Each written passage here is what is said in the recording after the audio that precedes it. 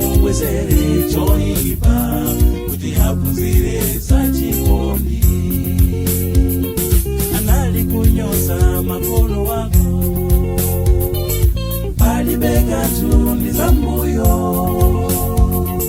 maso patsogolo kuthokoza chauta wachichitira zazikulu. Musaweruze anzanu kuopa mkwiyo wa Tate.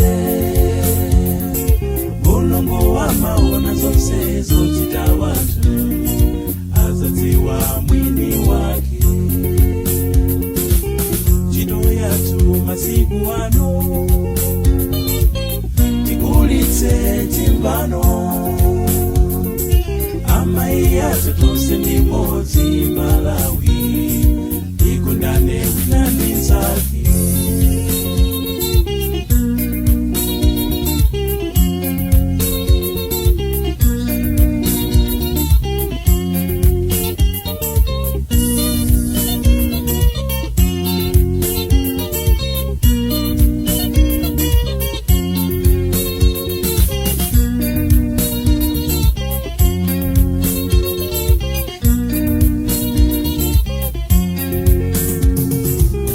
Sambula chikabwezere maganizo wachikunja. Musamulole inu Satana atenge mitima yanu muzasanduka akapolo. Atsogoleri athu ndi amtendere limeodala Malawi palibe kabwino kuchokera mukumenyana izangokula chisoni. Anthu oyenda mumdima anaona kuwala.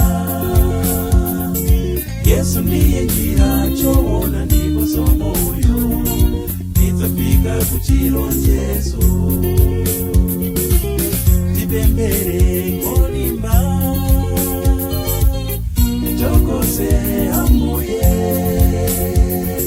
atisongeze moyo ndipo tikawira nzeru tiyende mukuwala kwake.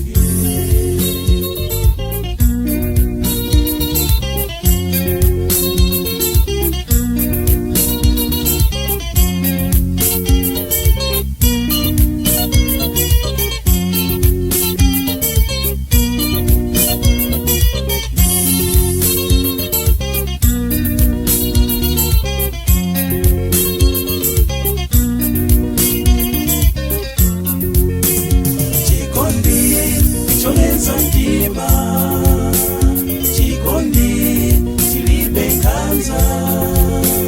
Chikondi sichidzitama.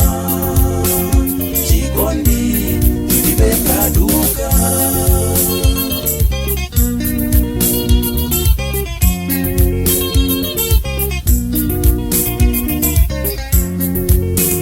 Chikondi chilibe malire.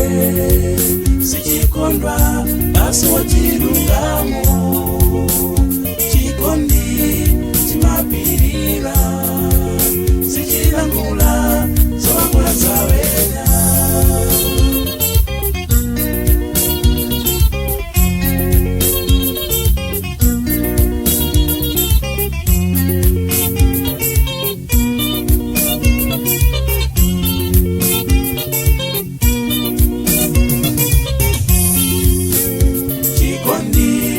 Choleza mtima chikondi chilibe nkhanza.